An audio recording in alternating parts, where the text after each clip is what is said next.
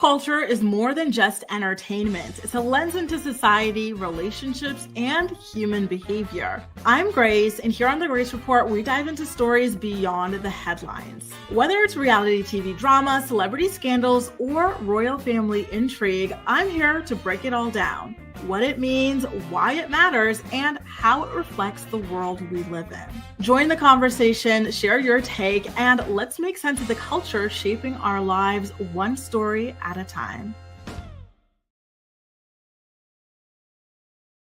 And good morning, sunshine. Sorry I'm late. I was just on the phone on a three-way with my sister and my energy provider for my condo in Ottawa. I think I've been telling you guys about this renter from hell that I had who racked up a $600 bill that she did not pay, blah, blah, blah. So just dealing with all that stuff to get that bill to her and her daddy so they can pay it off. Anyway, long story short, all of that is wrapped up. I have all the proof and stuff I need to go back, send them a nice email.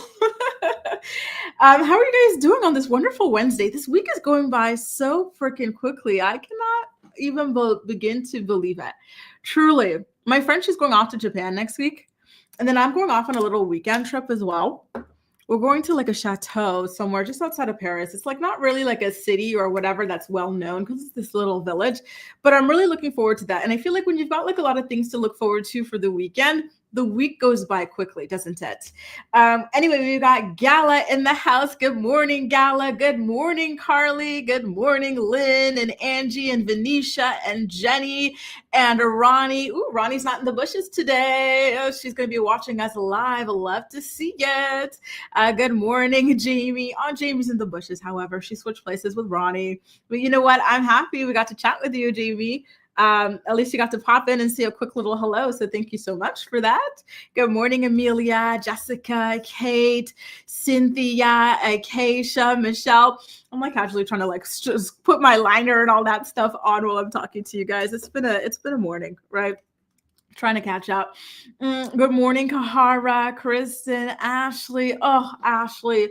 The Nicki Cardi drama got so ugly. It just gets uglier by the minute. I still can't believe that all of this started just because Cardi B's album did well. Imagine being so upset that your colleague's album performed well that you want to go diminish the accomplishment and then bring up her children and say all sorts of really ugly things about her children. Hey, Maya, I really like this hair color on you. It feels like you are somebody who has mastered color theory. The hair color, the lip color, it is all working really well on you. You know who you kind of look like to me? From the Real Housewives of New Jersey, Teresa and Joe's daughter. The really beautiful one. I think she's trying to study to be a lawyer or something like that. You remind me of her. Good morning, Amanda. Good morning, Rose. Nice to see you. I like your new photo, Rose. It's so beautiful. Listen, y'all, we got a lot to discuss in today's episode of the Morning Report. And you know what? I do have a question. I've got a mic check for y'all because I need somebody to fill me in on why it is that Janelle Evans posted this on her Facebook yesterday. She says that her ex-husband's girlfriend's obsession with her is strange. At least 4 times a week, she's mentioning her. Here's the thing about Janelle. When it was announced that Janelle and David Eason were not getting a divorce, they never married, but when they were breaking up, Janelle was the first person posting everywhere about how excited she was to watch the breakup play out on social media. She was posting all types of stuff about David, all types of stuff about the girlfriend. She was really in there like a fan. So for her to go from that to now turning around and saying that this girl is obsessed with her, this girl can't stop talking about her, give it a rest. Give it a rest. That is such BS, you're just obsessed with her as she is with you. And I'm not even saying that Janelle is not obsessed with Janelle. I think that Janelle was a fan of the show, wanted to have some sort of social media fame, and that's why she decided to risk her and her animals' lives by dating, dog killer Dave. But, Janelle acting like she's not stalking that girl too is crazy. Even when that girl was joking about going to Vegas to be with Nathan's wife and everything, his long-suffering wife, Janelle was spiraling so hardcore because she was watching that girl's every single move. Please. Hey, by the way, guys, My girl Maya says that she's in New Jersey too. Oh, I love it. You look just like her. Honestly, if you guys run into each other one day on the street, I'm sure y'all are going to flip out about how similar y'all look. Lynn says Janelle can't stop talking about other people, period. Right? Like, just own it, Janelle. Stop acting like you're like innocent in all this. Carly says nobody thinks Janelle is as interesting as Janelle does. Yikes on bikes with this girl. She thinks she's the most interesting person. She thinks everybody's jealous of her, especially her own mother. Like, you know, where does this level of delusion come from? Kate says Janelle is the most delusional human being I've ever witnessed, isn't she? And, you know, there was this thing that she did where during her beef with Amanda, Ryan Edwards' wife, Amanda was calling her a deadbeat. The whole world was calling her a deadbeat because that is what she is, right? And so she's like, oh, people are calling me a deadbeat, but, you know, take a look at these. And it's just pictures of her kids. Like, that doesn't really mean anything, right? It's like, all right, congratulations on having pictures of your kids, but that doesn't mean you're not a deadbeat. Like, come on, right? And it looks like you all are saying the same thing. She is a delusional girl, and she'll never get better. Hey, Angie, nice to see you. Good morning, girl. And Amanda, same here. Honestly, Kenley, I think is the other girl's name. Where does that come from? You know, I'm always actually quite fascinated about certain names, you know, like, okay. I prefer Canal personally. I think Canal goes a lot better with this story and with this love triangle. By the way, Canal has been hinting that she's no longer allowed or able to share about her breakup from Dog Killer Dave, because it is ruining the peace in the household. And so that is a little bit worrisome. What exactly is it that DKD is doing to intimidate her out of sharing her true feelings about what is going on in her relationship? You know, and again, this girl was always a fan of Teen Mom.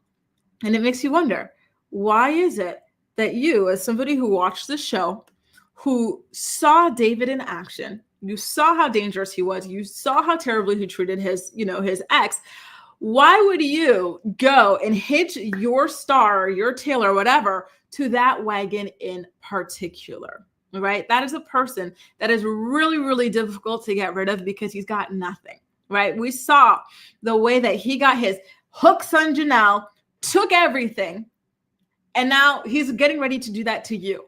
Your house is fully paid off, girl, and you move that man in. That man is probably going to use his divorce settlement money to try and find a lawyer to figure out what kind of rights he has to your house. I don't know if your state recognizes common law or somebody living with you and blah, blah, because it does vary by place. I know where I'm from in Canada, my fellow Canadians, Ontarians can correct me if I'm wrong, but if you've got somebody living with you in a home that you own and they've been living with you for even like a year or something like that, they have some sort of rights potentially to your property. Thankfully, this didn't last that long. But still, I'm sure that Dog Killer Dave is looking into his options about what it is that he is entitled to as a princess, right? As your sugar baby.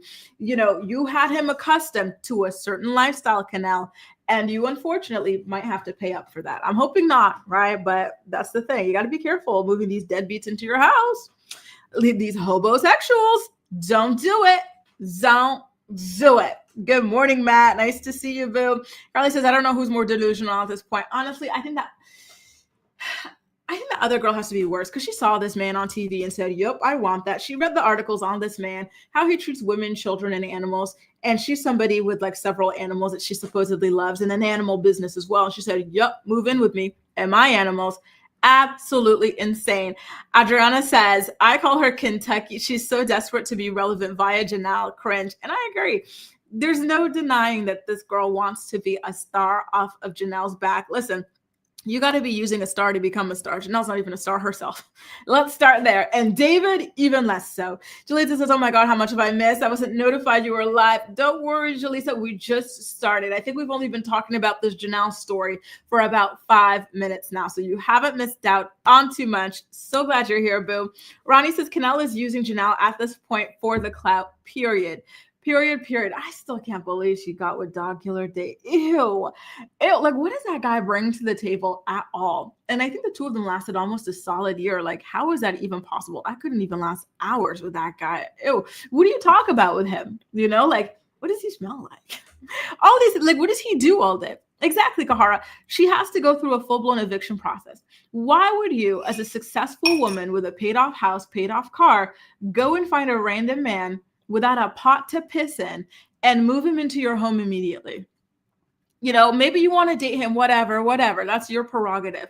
But to immediately move him into your home before you know anything about him, that's insane. And now, like Kahara says, you have to go through some sort of formal eviction process to get rid of him. That guy is not leaving without a fight. He's got nothing to go back to. Where is he going to go? His boat without a toilet, without a sink?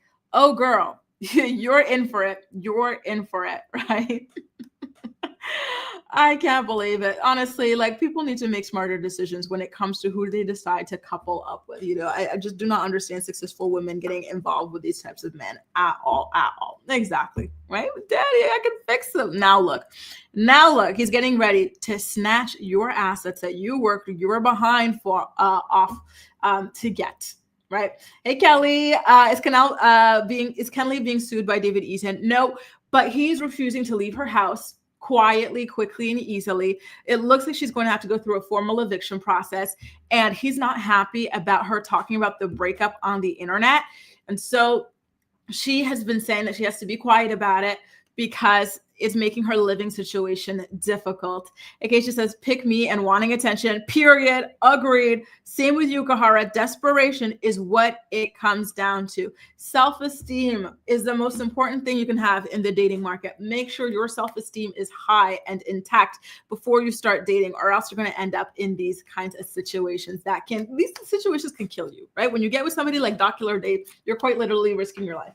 You know, somebody with repeated DV offenses against women and children. Come on now. Come on. That's what you think you deserve? Okay. Right, Amanda? It is not easy at all to get rid of people. She should have never, ever. I love this, Kate. Kate said she would have just changed those locks and said, get out, scram. You know, it's just so hard to get rid of people. Sometimes you got to do what you got to do. And if he wants to get back in, he's going to have to go maybe sue your ass or call up this person and that person. And I don't know if he's got the money for all that, because yes, he is getting alimony from his ex-wife, Janelle. However, that money also he needs to pay towards child support. So how much of it is he ever even going to like get to keep? The whole thing is a mess. Julia says, oh, David's real side is coming out for her now. Yup, exactly. After all that, yup. Y'all don't know anything. You don't know the real David she was doing online. Now she's saying that everybody was right. Hey, Camie, good morning. Nice to see you, boo. Happy Wednesday. Kahara says, parents teach your daughters to think highly of themselves. Agree. I say this all the time. When you watch, and by the way, the new season of Love is Blind USA just came out today. I haven't watched it yet, but I'm really looking forward to it. I hope y'all are going to be watching it so we can discuss it as well. But this is a running theme on these dating shows that I've been watching. A lot of women and girls do not have any ounce of self-esteem. And that's why they're getting into these relationships, not only just getting into them, but staying in them. Please instill self-esteem in your daughters, especially because it can be dangerous, truly dangerous to date without it. Not even it can be, it absolutely is. Now, can we talk about this couple? Speaking of Love is Blind, do y'all remember this couple that got married? What season were they married on again? I can't remember. What, like 6, 7, something like that? Milton and Lydia. I still can't believe these two even actually got married, but I digress. Well, they're still going through their entire divorce situation. She already filed for divorce in Texas a couple months ago, and now Milton has officially responded after she asked for a default judgment because it took him so long to even respond in the first place. And he is saying that he is demanding this divorce based on cruel treatment. He said that it was not possible for them to live together because Lydia was guilty of cruel treatment toward him, quote, of a nature that renders further living together insupportable. The marriage has become insupportable because of discord or conflict of personalities between Milton and Lydia that destroys the legitimate end of the marriage relationship and prevents any reasonable expectation of reconciliation. Okay. They obviously have no children. They've got no community property. And so you would think that with both of them being educated professionals, he would want for this divorce to just go 50-50. Everybody leave with what they came with. It didn't even last 3 years, y'all. It was 2 years and something, right? But this guy, he is demanding that Lydia pay for his legal fees. He was cheating throughout his marriage. And instead of owning up to his cheating, and Lydia's not the only one who's accusing him of cheating. He had been accused of cheating for months, many months. I used to see it all the time on the Reddit page for Love is Blind, right? So this is something that he had been doing and had been known for doing even before Lydia came out with the information. And instead of just walking away peacefully, he is asking for his ex-wife to pay off his legal fees.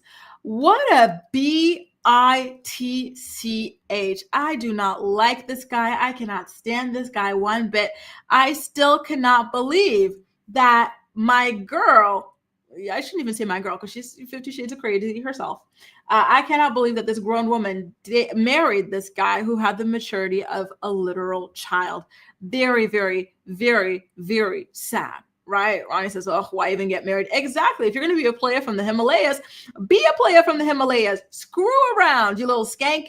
Don't get married and bring and drag another woman into this and break her heart. And I agree, Amanda. Wow, what a blast from the past, right?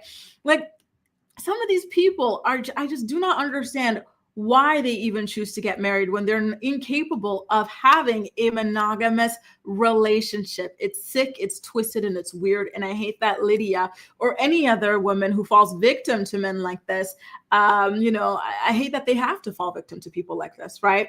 Amanda says, speaking of Camie, is that the Catfish Camie? Not sure if you did already, but you should cover Nev and Max's send-off to Catfish, who was not mentioned once. Really? I didn't see. Whoa. I thought you were going to talk to me about how she just got engaged and she just debuted her man's face because, congratulations to her on that. She has really cute eyes. People when their eyes, like, when they smile, you don't see their eyes anymore, but it's just like these cute little, like, happy outlines. Like, in all of her pictures, let me look it up for you guys. I was like, wow, her eyes are so cute. Like, they just smile so much. What is her name? Camie Crawford? Engaged. Anyway, so is there beef, Amanda, in the Catfish world that we're not aware of? Because I do not understand why it is that they would do a send-off like that and not even mention her at all. Because Camie, from what I saw as a viewer of Catfish, mind you, I wasn't really watching Catfish like that by the time she came around. But from what I've seen of like the episodes that I would pop into here and there, she seemed to be a lovely addition to the show. She helped to kind of breathe new life into the show and everything like that. And so, I don't know. I'm very disappointed for her. She seems like a lovely person in general. Let me look. I found some pictures of her. Hang on, you guys. I'm going to show you some pictures of her and her beautiful smile. Her smile is just so beautiful. I really, really like it. Da-da-da-da. Hang on, let me do this. Let me share my screen with you guys so you can see this little cutie patootie. Which one I'm going to do 201 times 251. So you see her here, you guys. This is her engaged, and look at that beautiful ring. Absolutely beautiful ring. You see what I mean about some people when they like smile so much, like all you just see is like the happy outline. Like it's just so cute. I really loved her smile in all of her engagement photos. You could tell that she was extremely happy. And if you want to see the face of the man who put a ring on our dear Camie Crawford, there he is. And there you go. You see her beautiful smile again. She was so freaking happy. Like you could just really feel it through all of these photos. And it is such a beautiful thing. Let me see if I can find her. Camie Crawford Instagram. I don't really follow her on Instagram like that because, I listen to her podcast, you guys. Not every single episode, but I listen to a lot of episodes of her podcast and stuff. But yeah, I really like her. What do y'all think about her? Were you guys watching Catfish up until the end? Let me see. What some of y'all had to say about this. Good morning, Castle Magic. Nice to see you, boo. We just did a David Eason story. This is your chance to tell us if you've cursed him or not. So nice to see you on this beautiful Wednesday. Carly says she did so much for that show. It would have been over so long ago without Camie joining. And that's what everybody says, right? That she did so much to help push that show along and make it, relevant again and whatnot. So yeah, how disappointing. Okay, look, I've got her Instagram. You guys are going to get to see more pictures of her engagement here, okay? Am I still sharing my screen with y'all? I think I am. Why not? I am. Amanda says, yes, she's so beautiful. I love her, but apparently there is. I haven't been able to figure it out because Camie is a humble queen and stays quiet on it all. Oh, that sucks, honestly. Camie, come spill the tea, boo. I know you don't want to get down deep in the weeds or whatever, but come spill that tea, boo. We want to know what went down, girl. Okay, now we're going to go over, I love when we get these little kind of side stories and whatnot. Why not? Y'all are my co-producers of this show. So why don't we collaborate on some stories like this one? And I think you see a tear in her eye there, and it was such a beautiful photo, really, really beautiful photo. So there she is. You see her eyes in every picture. She is so happy. I have not seen anyone look happier during their engagement photos than Camie Crawford. So she said, all right, I guess I'll go ahead and post your face then, boo. You deserve it. It was Wizard Kelly up until this point, but now we've got his full face and everything. Congratulations to the two of them. Absolutely beautiful. So let me see some more of what y'all have to say about this situation. Boom, boom, boom. Ashley says she can't stand that man. Is that Nev? Hey, Milan, the guy on Catfish is a weirdo. There were rumblings about him. There's something that was so weird to me about him was when Black Girls Rock first came out on BET, this man used it as a marketing opportunity for Catfish. And Catfish was relevant at the time, right? And so he goes, Black Girls Rock, but they also catfish. Come see some black girls catfishing on our show. Like that's this type of thing. I was like, oh, that's not, in the sense that, no. Carla says, Camie always reminded me of a baby deer with her big brown eyes. She's so pretty and always made me laugh. She needs another show ASAP, right? Isn't she absolutely beautiful? I really, really want to see more of her. I really hope that she's doing well, and she seems to be doing well, and she seems to be happy. I'm excited to see her wedding, right? Absolutely, Becky. Really, really.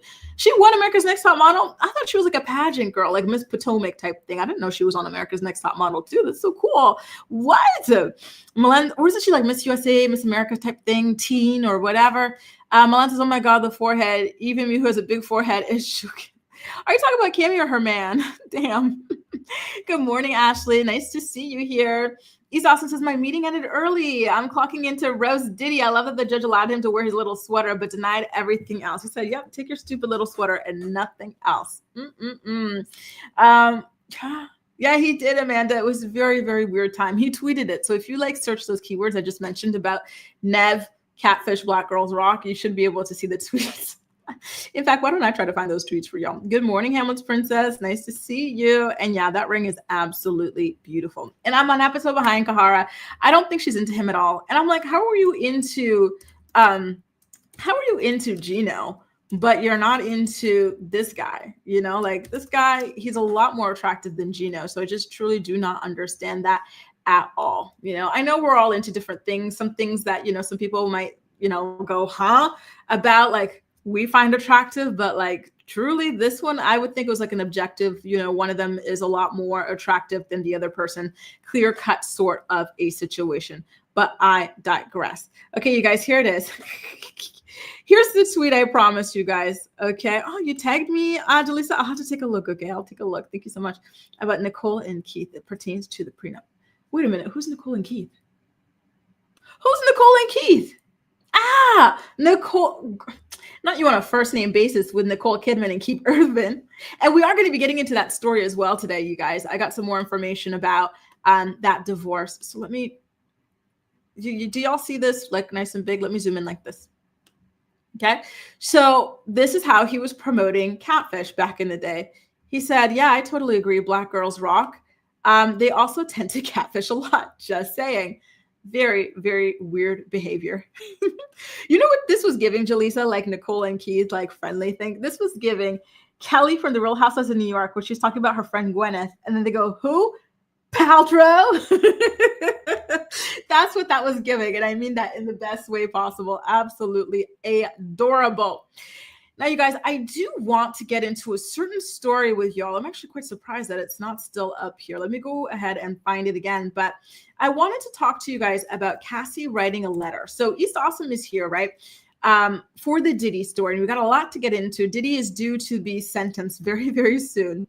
And Cassie, her parents, they have written statements to the judge asking for the judge to go give Diddy the maximum, which I truly hope is what happens, right? I do think that Diddy deserves the maximum. I mean, I think the maximum is about 11 years or something like that. And I think he should get, every bit of that Do not let him out even on good behavior, right? Because of the things that he did to Cassie and his other victims as well. So let me go ahead, pull that up for you guys so that we can get into that particular story. Okay, so here we go, 24:10. All right, so I got this pulled out. Lots of screen sharing in today's episode of the show. So this is the exact copy of the article of the letter that Cassie wrote to the judge, the Honorable Aaron Subramanian. Dear Judge Subramanian, I have been in the cycle of thought and then overthought writing this letter to you. If there's one thing I've learned from this experience, it's that victims and survivors will never be safe. Although I can hope for justice and accountability, I have come to not trust anything. I hope that your decision considers the truths at hand that the jury failed to see. For 4 days in May, while 9 months pregnant with my son, I testified in front of a packed courtroom about the most traumatic and horrifying chapter of my life. I testified that from age 19, she was so young, you guys, only 19 years old, Sean Combs used violence, threats, substances, and control over my career to trap me in over a decade of abuse. He groomed me into performing repeated acts with hired male ex-workers during multi-day freak-offs, which occurred nearly weekly. I was forced into lingerie and heels, told exactly how to look, and plied with drugs and alcohol so he could control me like a puppet. These events were degrading and disgusting, leaving me with infections, illnesses, and days of physical and emotional exhaustion before he demanded it all again. X-Acts became my full-time job, used only as a way to stay in his good graces. This already is just so sad, to even think about, especially when she's getting into all the infections and stuff that she suffered as a result of this. Like, I'm horrified that somebody would go and play with, another person's health like this. And again, her career was on the line here. She kept on thinking that her boss and her boyfriend would help with her career. That's what he was supposed to do. He had her signed as an artist. What kind of, record exec boss of an artist makes their artist do this? I testified that I learned to read Sean Combs' signals, knowing that when he spoke of freak-offs, he was demanding them, and that refusing meant punishment, losing my car, my phone, or worse.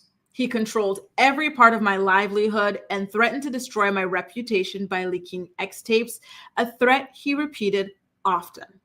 His power over me eroded my independence and sense of self until I felt I had no choice but to submit. When he believed I had wronged him or was not sufficiently responsive, he also threatened people around me and those close to me, including my family. I regularly worried that displeasing him meant putting my family and friends' safety at risk. I testified how beyond these threats, Sean Combs frequently used violence to get his way. Over the nearly 11 years we were together, Sean Combs would hit me, punch me, stomp on my face, oh my God, pull my hair, and throw my body to the ground and against the wall. The jury saw pictures of bruises on my back from Combs kicking me and saw the deep gash over my eye he caused when he slammed me into a bed frame. Jesus. The entire courtroom watched actual footage of Combs kicking and beating me as I tried to run away from a freak off in 2016. It's so sad. We already went through this, right? When we were going over the trial and everything that was coming out. But it's still so painful to read and to hear about just the same, right? Anastasia, we're talking about Cassie, the singer that Diddy had signed to his record label. And instead of producing music for her, he was trafficking her. The sick, depraved, twisted individual he is. The bed frame, the eye, oh my God. People watch this footage dozens of times, seeing my body thrown to the ground, my hands over my head, curled into a fetal position to shield me from the worst blows. This physical violence caused bruises that makeup artists, paid for by Sean Combs, would cover up, as well as permanent scars all over my body. Oh, permanent scars. My poor Cassie. During my time with Combs, I was in a constant state of hypervigilance, as I was always anticipating demands for X acts or otherwise fearing retribution for any perceived slight. My descent into substance abuse was directly correlated with his increased control over my body, my money, my freedom, and my free will. I used those drugs to push through the horrifying acts he demanded and to numb myself to the physical pain and emotional turmoil I was constantly in. While the defense attorneys at trial suggested that my time with Combs was akin to a great modern love story, nothing could be further from the truth. Nothing about the story is great, modern, or loving. This was a horrific decade of my life, stained by abuse, violence, forced X, and degradation. I spent the last 7 years of my life slowly rebuilding myself, physically getting clean from the rug abuse Sean Combs forced and encouraged, and mentally understanding how to live with a seemingly insurmountable level of trauma. The horrors I endured drove me to have thoughts of suicide, ones I almost followed through on, if not for my family's intervention and urging that I seek professional care. I have been to rehab and have taken part in dozens of types of therapy modalities to confront, compartmentalize, and cope with the horrific memories of actual and emotional abuse I endured for nearly 10 years. While what he did to me is always present, I'm slowly learning how to live my life free of the fear and horrors I endured. And in doing so, I'm fully devoted to my husband and my children. I still have nightmares and flashbacks on a regular, every day, oh God, basis, and continue to require psychological care to cope with my past. Oof. My worries that Sean Combs or his associates will come after me and my family is my reality. I have in fact moved my family out of the New York area, and I'm keeping as private and quiet as I possibly can because I am so scared that if he walks free, his first actions will be swift retribution towards me and others who spoke up about his abuse at trial. As much progress as I have made in recovering, I remain very much afraid of what he is capable of and the malice he undoubtedly harbors toward me for having the bravery to tell the truth. Please, Judge, given the maximum, I sense her fear. It is palpable. His defense attorneys claim he is a changed man and he wants to mentor abusers. I know firsthand what real mentorship means, and this disgusts me. He is not being truthful. I know that who he was to me, the manipulator, the aggressor, the abuser, the trafficker, is who he is as a human. He has no interest in changing or becoming better. He will always be the same cruel, power-hungry, manipulative man that he is. When I came out with my allegations in my civil case, he flatly denied them again and again. It was only after actual video footage corroborated the exact words in my civil complaint that he issued an insincere apology on the internet. Thanks to the footage and my testimony, this is also something he will forever be associated with.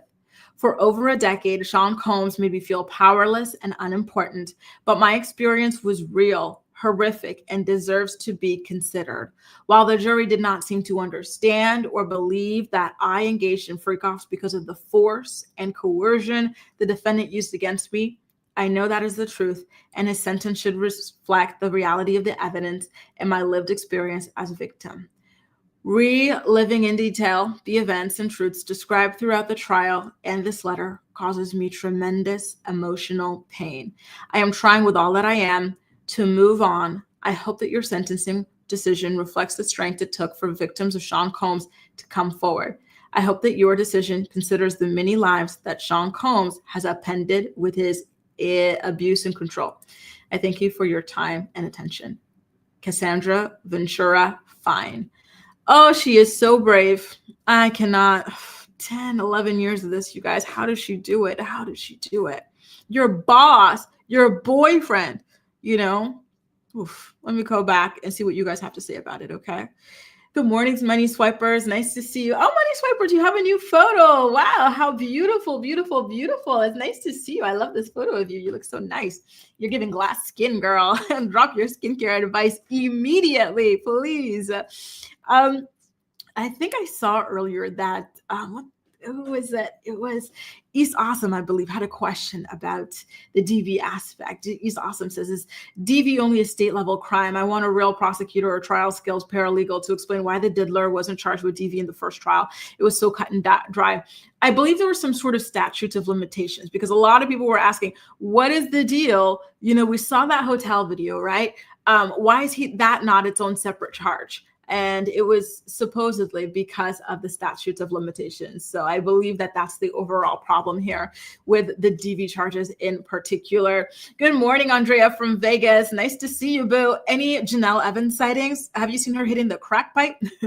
Ashley says, like stepfather, like stepson. I said what I said. It's also heartbreaking, Ashley. It really is. Angie says, I think presidents pardoning criminals is ridiculous. I agree. They deserve what they got. Do the crime, do the time. The jury was blinded somehow, and it's disgusting. I hate it here most days. The only ones that I can agree with are like the Innocence Project stuff, because, you know, I had to stop following them on social media because the stories that were coming out were so heartbreaking. People were spending decades in prison for things that they didn't do, you know, like they didn't have proper DNA tests and stuff. And, you know, just it was terrible, the amount of people that were innocent behind bars and whatnot. That's when I go, okay, president, go pardon them. But when it comes to celebrities, no, I don't like that at all. Shelby says, wait, what I just logged in was Diddy pardon. No, he wasn't. That was Cassie writing a letter to the judge asking for Diddy to receive the maximum under the guidelines of what he was convicted of. And I believe the maximum is something like 10, 11 years overall. Melanie says, I hope the letter works because people on the internet are shaming her, especially men. It doesn't make you scared. Like, you already know that you should be careful with men, even, you know, the ones you're dating, married to, or whatever, right? About like their views of women in this case and whatnot. But just seeing some of the stuff on the internet is just, wow, mind blowing. Like, you really feel that way. Like, you don't feel any ounce of sadness that anybody was subjected to this. You think it's normal that a man would want to do this to anybody? Like, you, right? We got you, Shelby. No worries, boo. Amanda says, Aubrey O'Day has said some interesting things on Diddy. She did a podcast with Bunny XO and basically was saying if everyone is patient, things are going to come out on him. Damn him to hell. You know, I feel like Aubrey is somebody who has been bravely speaking out. However, she's always just been speaking in riddles. And I was quite surprised that she didn't testify. The only member of Danity Kane that testified was Dawn Richard. I forgot the name of the other girl, but there was another girl from Diddy Dirty Money. I think her name was Kalia or something like that. She was supposed to be testifying, but then I think she got threatened or something because she came out singing Diddy's praises, even though there were some very big allegations that he caused her harm as well, right? Milan says, even though he should have been charged for the abuse, but the prosecutors got greedy and confused the jury. I wish they set up that thing properly. And unfortunately, you cannot try people again, right? Like, once they're off, they're off. And so it really does suck that Cassie and other victims did not get the justice that they deserve. East Awesome says 10 years of being plied with drugs and love bombed in all aspects of your life. I can't even imagine. That is a long time, you guys. A long, long, long time. And she's got permanent illnesses, permanent scars from everything that this man did to her. Please, judge, give him the maximum. Crystal Magic, are you still here? Can you please put out a curse? Not a curse, but please, please, please. Can we, Crystal Magic and any other witches? I think Tyrell said she was a witch. Can we make sure this man gets the maximum? Maybe I should go to that Etsy witch that's gone viral now, so that we can get, you know, the maximum on Diddy. I just want him to pay for what it is that he has done, not only in this, but in the shooting incident. Remember when a woman was shot in the face? And she said Diddy shot her. And then, like, I think Diddy had a hold on the justice system and the cops and stuff. And he was never charged for it. His friend took the charge for him, Shime. And then Shime actually did say that that's what happened. You know, I think he deserves to pay for everything he's done over these decades. And she says, that poor woman, I swear, karma's going to get that story excuse of a man. Amen. I am so, so, so sad for my Cassie. Amanda says, she also says, he's going to get away with this all for now, but only for now. Oh, that was also amazing and so well written by Cassie. My heart absolutely shatters for her. Here's the thing, you know, I think it's in vain with what Amanda is saying. Sometimes people get away with things or seemingly get away with things, but karma might come out in other ways. They might pay for it with their health. They might pay for it with their money or something else. But yeah, how is Diddy going to be able to sustain his lifetime from here, his lifestyle from here on out? Nobody's going to touch him with a 10-foot pole, right? And he has a very expensive lifestyle. So maybe he'll go broke, paying off all these lawyers, paying off all these victims, the settlements and stuff, like, and not being able to recoup the money because brands are not sponsoring him anymore, things like that, right? Kylie says, I love your photo. It looks like you're out in the sky. I love it. Every time I hear something Cassie has written, it makes me tear up. She will be forever remembered as a brave woman who overcame the worst, ABUSE. And I completely agree.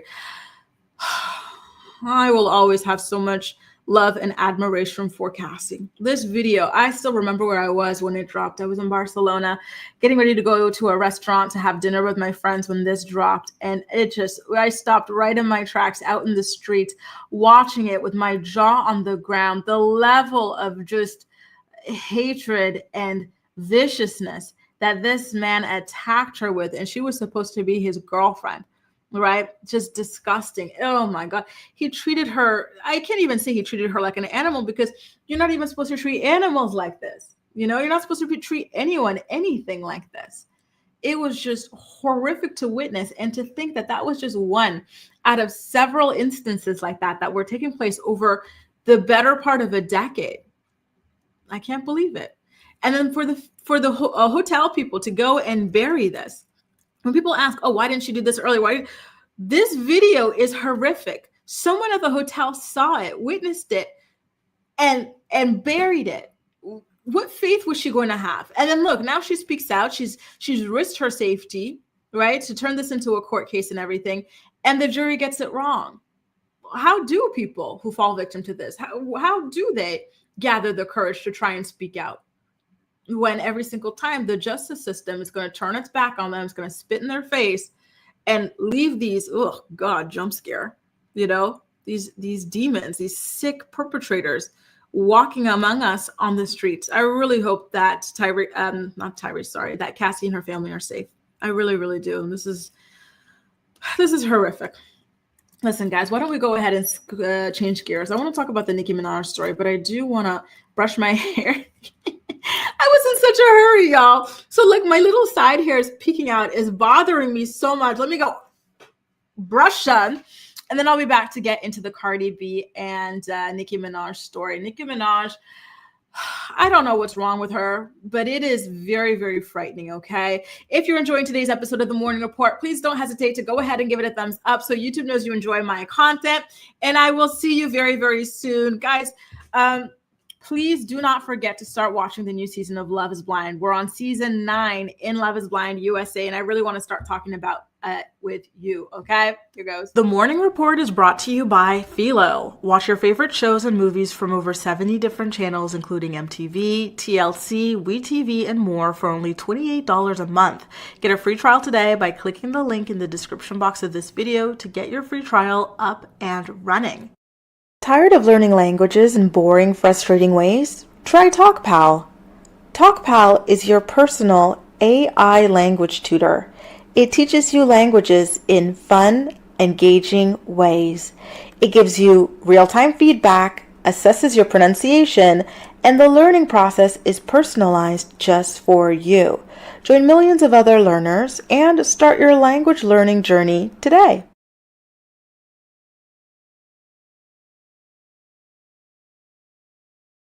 And we are back, you guys. Oh, now I feel so much better. Why don't we get into this Nicki Minaj story? I do not know what is wrong with the woman. I have never seen someone just so publicly bitter, so intent on burning their bridges with absolutely everyone, right? It's crazy to me. Julissa says Nicki is a pig in a pink wig. She's so despicable. She truly is, you guys. I have to warn you, the stuff that she said about Cardi B's beautiful children. Cardi B's daughter culture is undeniably beautiful, okay? Nobody can sit up here on the internet and say she's ugly. And anyway, going on the internet and talking about children's looks like that, like, you know, is so weird to me. I don't get it, you know, like, it's just so weird to me, but I digress. So we already got into a little bit of the beef yesterday, right? But after I got off the line with you guys, Nicki, she took another line. She kept on going skiing or whatever it is that she does to go spiraling like this. And she kept on coming for Cardi B. And this time, truly targeting Cardi B's innocent daughter culture. So here are the tweets. Let's take a look at them together, okay, you guys, because they are absolutely just jaw-dropping. This is a legend of rap speaking like this about an innocent child. She said, and I quote, culture's a vulture and her mama's a crow. So stupid to not see. Once Wendy ate that crow, what happened? They played you to do that hex to yourself, you flop ass heavy tongue hoe. Cokie B, please don't sniff coke with baby number 4 or 5. Word to Carlos. Culture, you're a roach and a monkey like your sister. We're calling children, how old is Culture? Like 6 years old? We're calling 6-year-old children roaches? We're calling them monkeys? Really? Like, that's what we're doing as grown women? Where did that come from? What did Culture, as a child, a young child, what has Culture done to deserve for this grown woman married to an ex-offender to get on the internet and call her a monkey and a roach? Mind you, Nicki Minaj has her own child, right? She's got a son. We don't know his name. She calls him Papa Bear, but you have a son. So you as a mother sitting up there and saying those sorts of things. Wow, that is absolutely shocking. Like, how does that even cross your mind to say anything like that? It's horrific. A says, Nicki needs to grow up. Why would she call that baby ugly when it's not true? Exactly. Culture is absolutely beautiful. Absolutely beautiful. Okay. And even if, she wasn't as cute, like, who cares? She's a child. Her job is to be happy, to be healthy, to be learning at school. And that's that. Her job is not to be cute for grown folks. Why are grown folks so obsessed with whether or not a child is cute? It's creepy. It's weird, right? Worry about whether this child is learning to be a good person. That is the most important thing of all. All right, so let me go ahead and pull up a picture of Cardi's beautiful daughter, by the way, because I know Nicki Minaj is not calling this beautiful, beautiful girl ugly. Let me go ahead and share my screen. And I'm with you guys. Like, at this point, being a Barb's, like, yikes. There's no way this can be excused, right? I do not believe that a normal person can look at a grown woman coming for a child, a 7-year-old child like this, and be okay with it. Like, I have to side eye any adult, or anybody who is still a Barb after this, because this is just crazy. It's so uncalled for, right? Same here, Milan. It's crazy.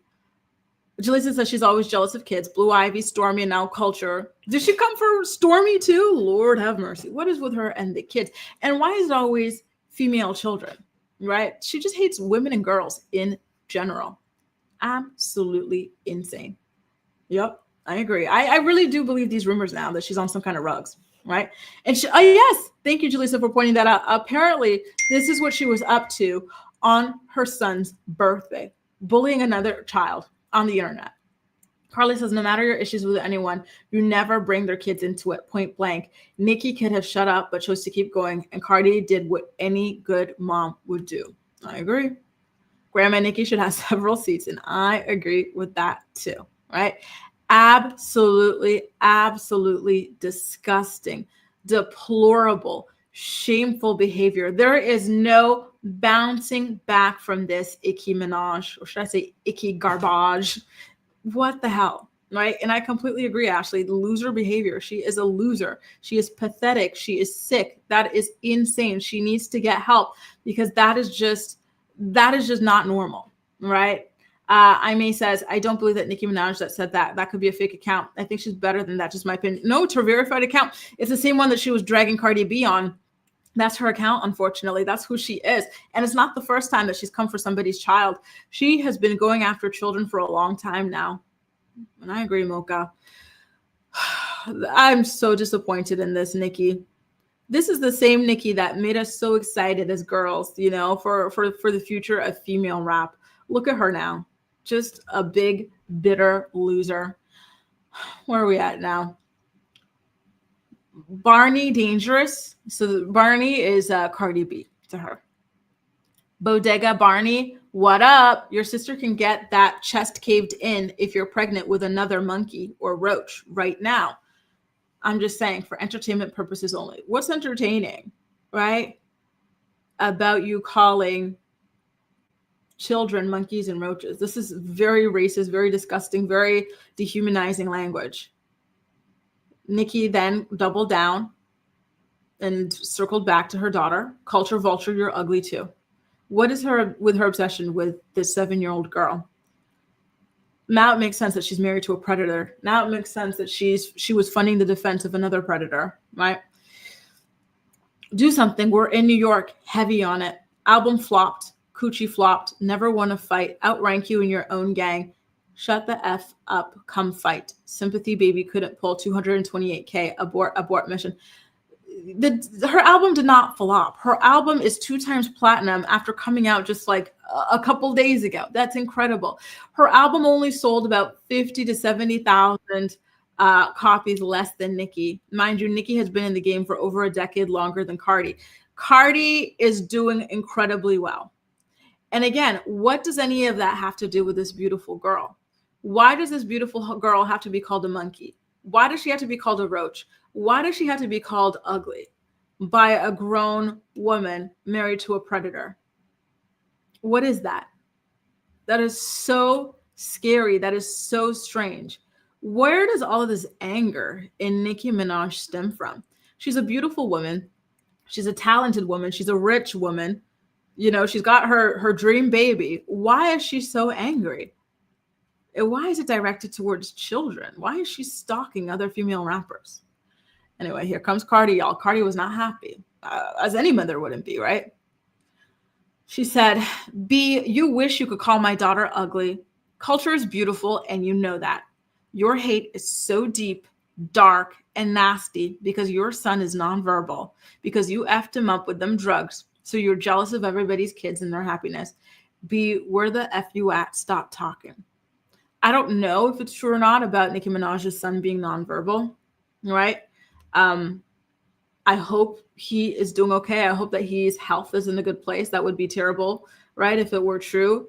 I don't love that Cardi also brought her son into it. But at this point, if you're sitting around on the internet calling, you know, my child a monkey, a roach, ugly, you know, for hours on end, oh, this is really tame for, you know, for Cardi and what she could be saying about Nicki and her family, right? I wouldn't be going in on her son. I would be going in on her husband. Didn't he delete somebody? Isn't he like a creep? Isn't he not even allowed to, you know, be at his own kids' birthday parties and stuff? Like they can't even invite kids to the house with that. Like that's the type of stuff. You know what I mean? Trying to call me out to fight because I'm pregnant AF. You never have that energy when I see you in person. I saw you at 2 Met Galas and you never had that energy. But where the F you at? My N-word is outside right now. Where the F y'all at? So she wanted a fight. She wanted to have her man go and fight with Nicki Minaj. Listen, I don't know about sending a man to go fight a woman, but you know, at that point, you're just seeing red. I would have been seeing red if I were Nicki. So Nicki continues. She said, Lucian, Elliott, Rico Nation, I promise you, tell that dizzy hoe to stand down. I promise you. Wear the roach spray. I'm a sprayed in that bee disease riddled mouth. Bunch of different, oh Lord, stains on the new roach for entertainment purposes only. And then she's promoting her album. I guess she's got another, is that what that is? Another Nicki album we're going to be subjected to on March 27th. Okay. And last but not least, Cardi said, drop the Addy right now. She wanted to fight y'all. And don't go tagging the feds and the police like you did 3 months ago. You PAB. Shut the F up. Honestly, Cardi only mentioning Nicki's son one time and not going after his looks or anything like that. Like that was, honestly, I applaud her restraint after everything that Nicki Minaj said about her daughter, her beautiful, beautiful, beautiful daughter. That's sick. That's creepy. And you know what? Let me go ahead and put up this picture of Nicki Minaj's, you know, predator brother that Cardi B had shared. Raven, I don't know if Nicki's son really is nonverbal. I wouldn't be surprised if Cardi had that kind of intel because they do run in the same circles and whatnot. So I do think that she would be privy to that kind of information, but I can't confirm it. I really hope it's not the case, right? I think that that would be devastating for him, for their family, right? But yeah. Oh my God. What a disgusting set of tweets, right? And y'all see it. Culture's a beautiful girl. There's no denying that. Nicki so badly wants for that girl to be ugly, but she's not and never will be, right? Ali says she's not better. That's Nicki, right? Nicki's not better than that. She needs jail. The feds need to look into her family because birds of a feather flock together. I agree. She's not associating with predators for nothing. She's not obsessing over children's looks for nothing. Ashley says, I love Nicki because she's the goat we grew up with her music, but it's like her behavior is getting more and more inexcusable. I can't be associated. And that's a sad thing. I feel so bad for us millennials. Who do we have left of our faves? You know, so many of our talented faves have just jumped the shark, you know, to the point where you can't even enjoy their music anymore because you're so disgusted with the people that they've become. Amanda says, I usually don't speak on people's kids, but I worry for her child truly. If he feels this way on if she feels this way on other people's kids, I can only imagine what her baby's going to hear, right? And now hearing, I think Jaleesa had said it, that this is how she was spending her son's birthday. Oh, she's not happy.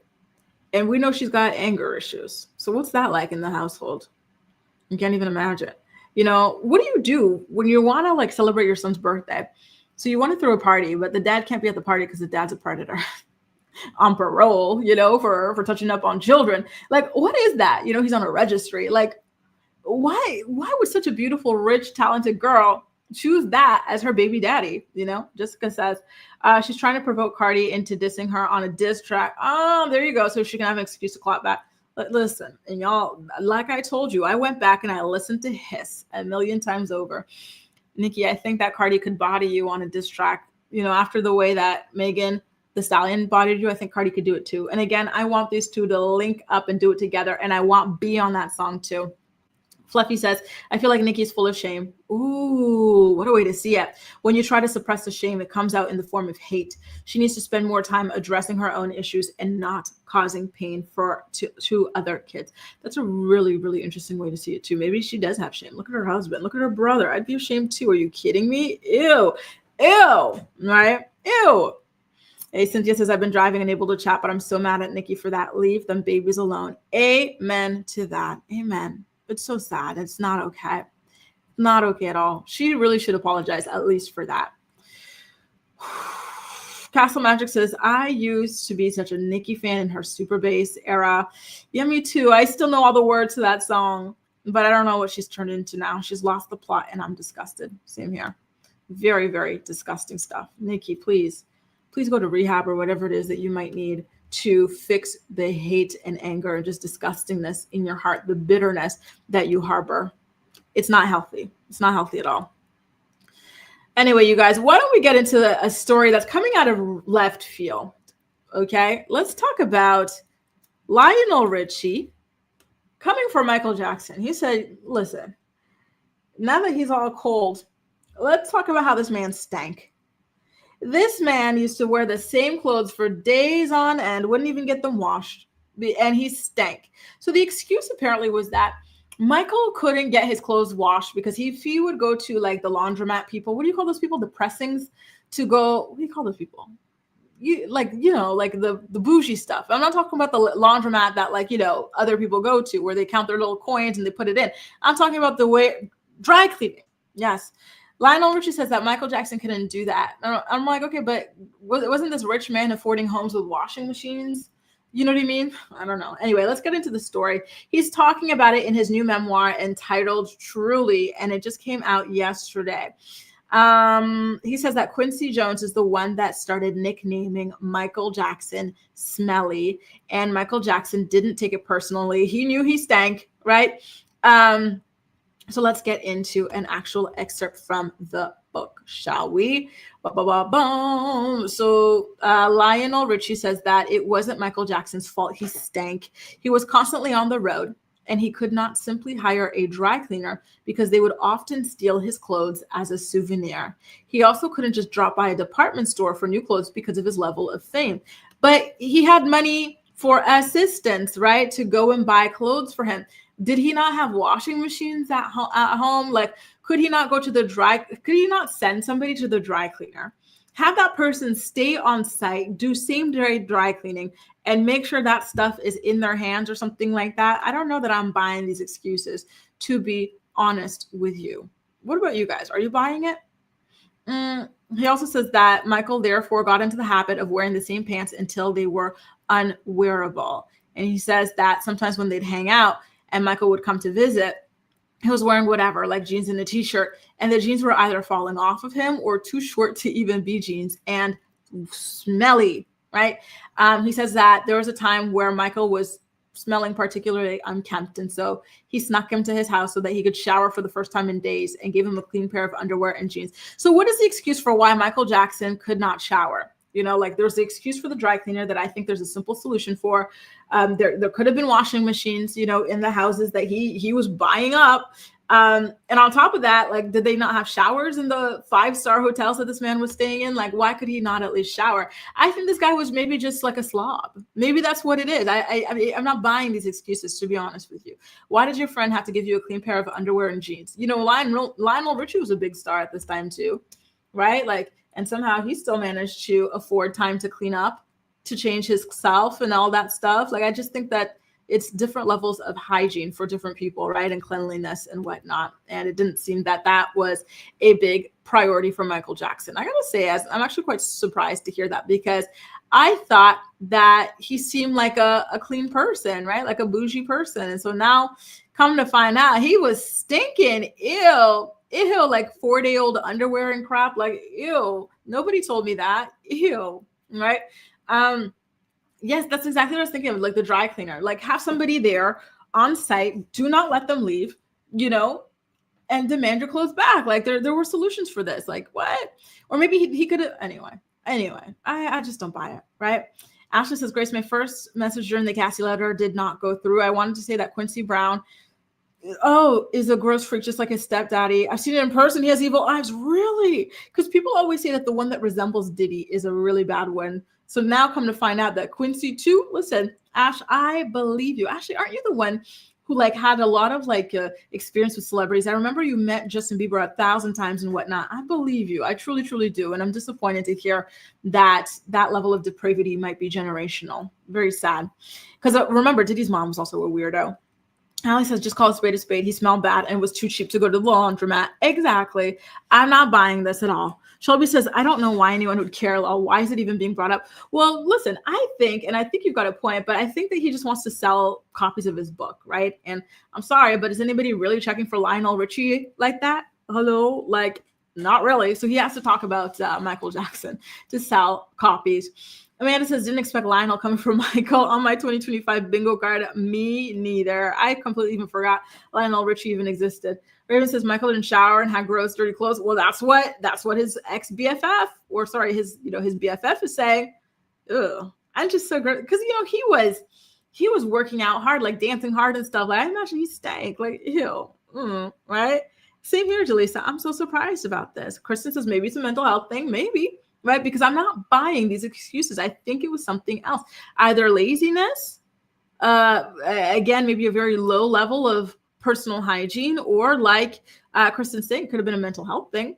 A says it can be a subconscious way to repel people. He probably suffered from many mental issues. I don't doubt it. He seemed to be very, very, very off, right? And Jaleesa is also throwing depression out there. Maybe it was depression or something. I don't know, right? Because, I'm on like Hair Talk, and quite a few stylists, they share these things about people coming to them with like really matted hair. Like, oh, I haven't brushed or washed my hair in over a year or something like that. So to us, like, on the outside looking in, you're like, oh, that's, like, why would you do that? Like, you should be doing that every day. But, the story is typically like that. Some kind of mental illness, some kind of, not divorce, some kind of depression, something like that. So maybe Michael was going through that even. I don't know. But it's a very, very, curious story nonetheless. Now, you guys, we are on to our final story of the day. We got to talk about the divorce that shocked us all, Nicole Kidman and Keith Urban. Keith Urban, come to find out he's a deadbeat dad. Because the first thing that stuck out to me, so first the story was that the two of them would be separating, right? That didn't automatically mean divorce, although typically it does lead to divorce eventually. But then hours later, we find out that Nicole full-blown filed for divorce. And some of the details that came out were shocking to me, including the custody split. They already had that worked out. And here's why I'm calling Keith Urban a deadbeat, because they came up with a parenting plan that they both agreed to. And in this parenting plan, Nicole is going to have the kids for 306 days of the year, and deadbeat Keith is only going to get them for 59 days. Mind you, Nicole is the bigger star. Nicole is the one who's booked and busy, yet she is still having these kids pretty much year round. And then Keith is only getting a couple of days. He was not screwed. This is what he agreed to, right? Wow. So now I feel like my theory that this guy has like a 20-something-year-old girlfriend out there, because that's another thing that came out, right? That he has a girlfriend. I believe his girlfriend's probably like 20 years old, which is only like 3 years older than his oldest child with Nicole.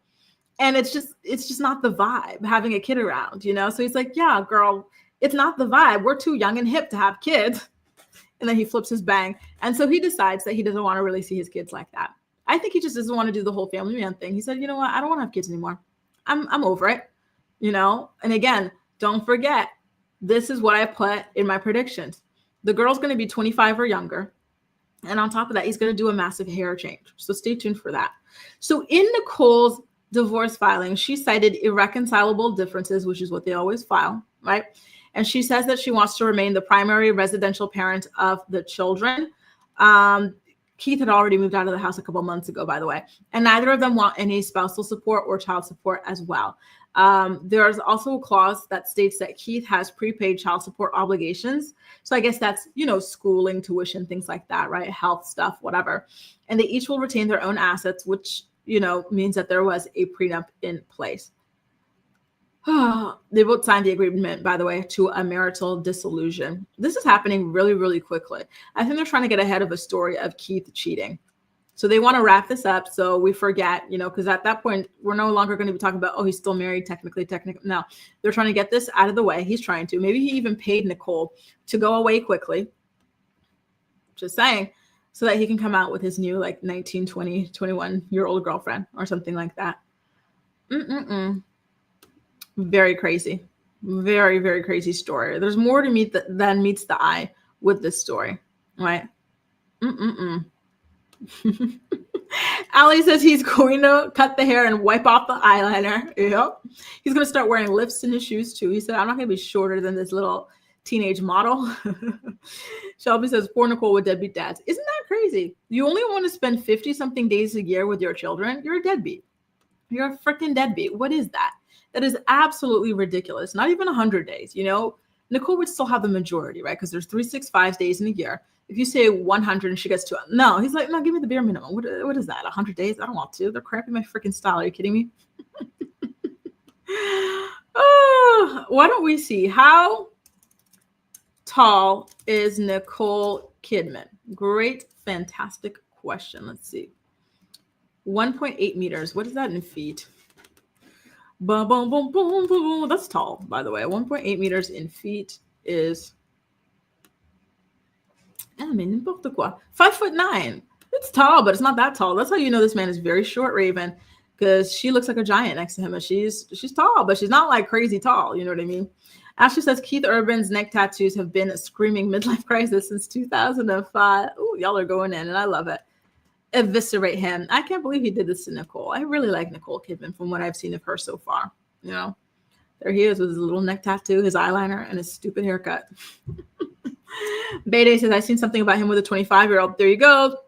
Very, very, very cliche. I would not doubt it. That's how it always is. And these guys, they never realize it, but they look so old next to these kids. It makes them look like creeps. You know, I keep saying, when you're like this old, right, where your skin has turned into leather and you're hanging around with teenagers and early 20s people without fully formed brains, you look like somebody who would be hanging around with a 13-year-old or a 10-year-old if it were legal. It's just not a good look at all. You know, you look like a creep. It's weird. It truly, truly is. Good morning, by the way, Bay Day. Nice to see you. Oh, Allie's guessing there's the mistress and she's pregnant. Oh, imagine if that's the case. Now he wants to spend time with his new kid. He's had these old ones. They've been around for too long. You know, I'm bored of them. I want something new. I want something fresh, right? Maybe that's it. Very sad. In the 80s and 90s, Deadbeat Dad were doing the least. Yo, they're bringing that back.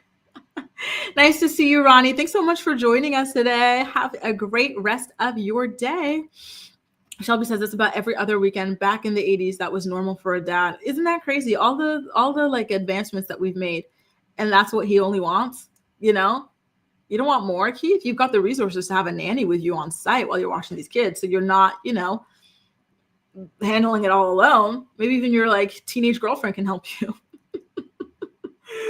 Oh, Angelisa says in their prenup, there's a cause for him for being sober. Let me take a look. Julissa. Let me pull it up. I haven't been on the clock app in a while. Hang on. To me, both of them are kooky. I want to know why you think Nicole is kooky, because that's tea for me. Listen, I like me some Nicole, so I'm kind of scared to know why you think she's kooky, Becky. I'm pulling up Jaleesa's tagging me in something. What did Jaleesa tag me? Jalisa. What's your TikTok name?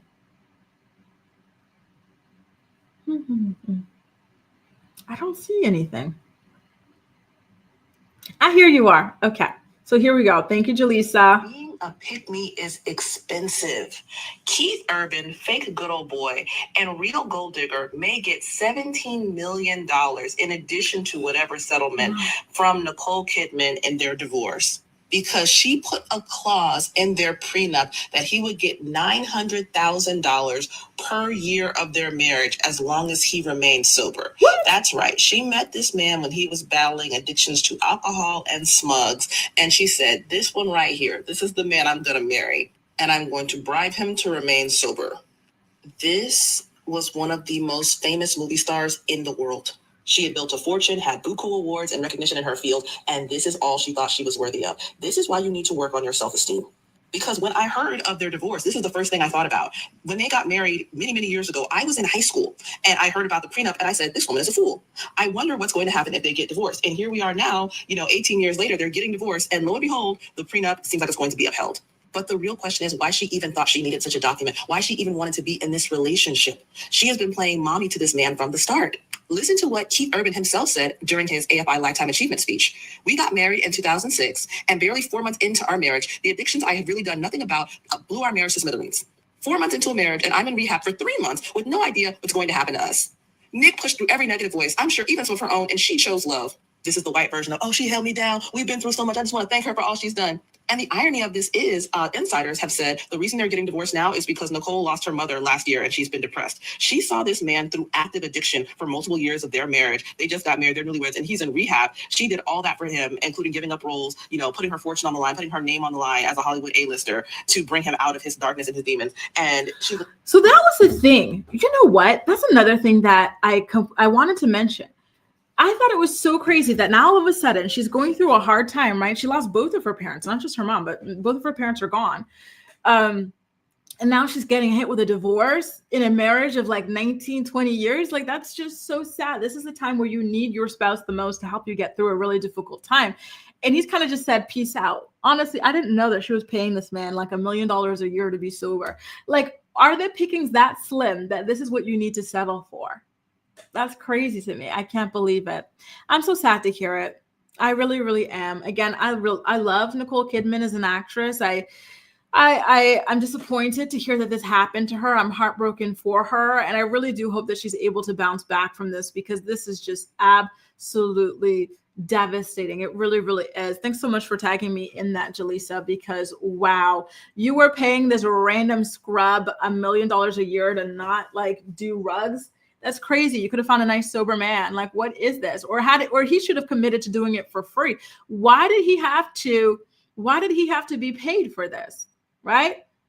Oh God, so freaking sad. Anyway, listen, y'all, I have to send these bills to my former tenant. I told y'all I have this nightmare tenant. I got to send these bills to her ASAP. And then I have to call up my friend while I still have the time before I'm heading out here for a last dinner with a friend of mine. So I have this American friend. She's super lovely. She's a Georgia peach. And so she comes to Paris. She stays like 3 months at a time. And now she's decided she wants to make Paris home. So she has to head back home, go through the process of getting a proper visa to be able to, like, you know, be a resident here and everything like that. So we're going to meet up together because she leaves tomorrow.